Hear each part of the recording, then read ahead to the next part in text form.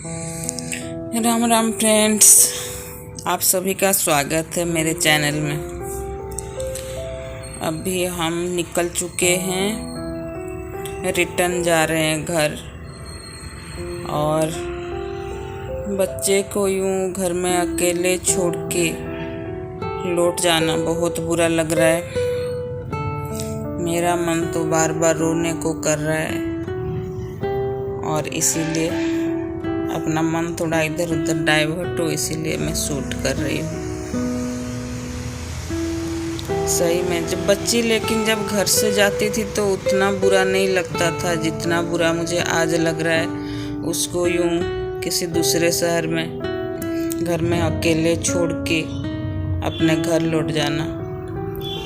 वैसे भतीजी भी नहीं थी घर में, उसको किसी काम से कुछ घंटों के लिए बाहर जाना था और हमारा ट्रेन का टाइम हो रहा था, तो हम उनका इंतज़ार भी नहीं कर पाए। ना भतीजी से मिलना हुआ ना कुछ, इसीलिए भी बुरा लग रहा था। और बच्ची यूँ अकेले घर में रह गई तो उसका भी सोच के बहुत ज़्यादा बुरा लग रहा था। बार बार आंखों में आंसू आ रहे थे। सही कहूँ तो हम दोनों पति पत्नी अपने अपने आंसू एक दूसरे से छिपा रहे थे। खैर, हम भी तो हमेशा नहीं रह सकते, लौटना तो पड़ेगा ही। और बाहर जगह जगह इंडिपेंडेंस डे के उपलक्ष्य में तिरंगे लाइट से सजाया गया था सारा कुछ, आधा शहर। तो वो सब देखने में तो बहुत अच्छा लग रहा था, लेकिन मेरा मन कहीं नहीं लग रहा था। थोड़ी हल्की फुल्की इधर उधर की बातें करने की कोशिश तो कर रहे थे, लेकिन जुबान भी साथ नहीं दे रहा था। क्या करें।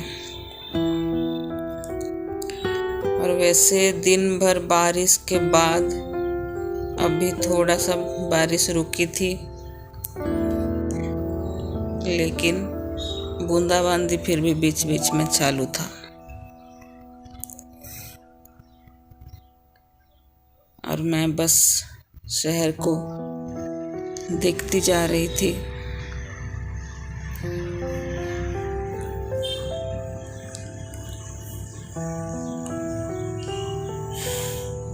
और ये लग रहा था कि स्टेशन कब पहुंचेगा, और इतनी थोड़ी सी दूरी भी मुझे बहुत ज़्यादा लग रही थी।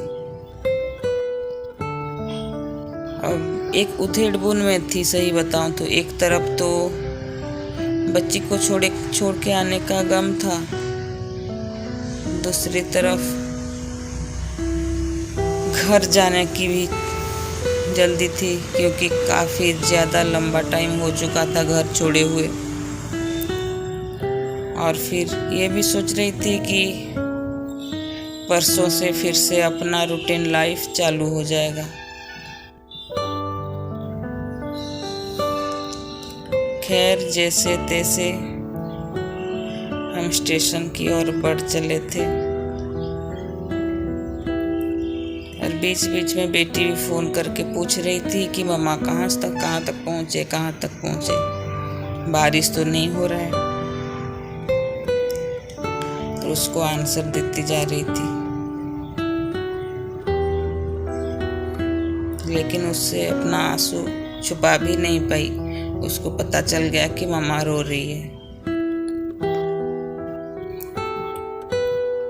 खैर, जैसे तैसे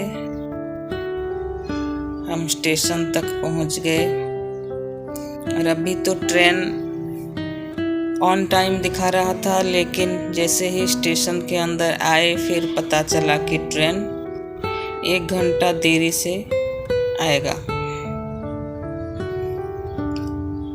और फिर लग गए उसी के इंतज़ार में।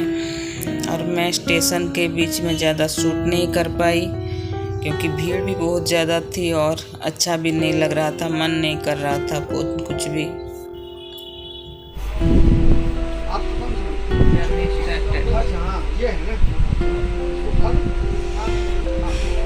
Return journey started.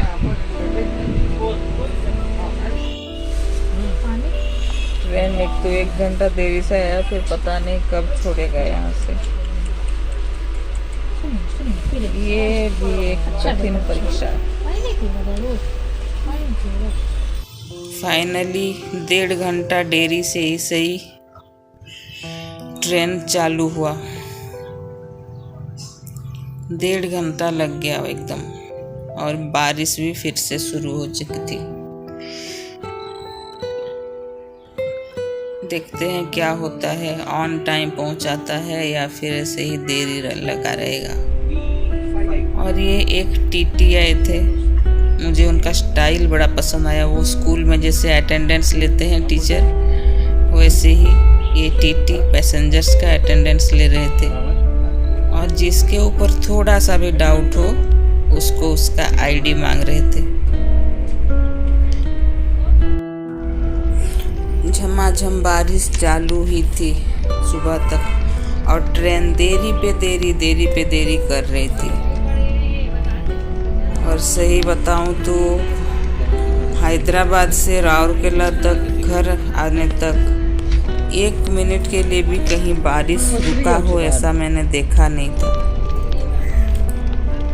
बहुत ज़्यादा बारिश हो रही थी और ट्रेन भी लेट कर रही थी। सही बताऊं तो जब हम अपने शहर पहुंचे तो ट्रेन 5 घंटा से ऊपर लेट चल रहा था।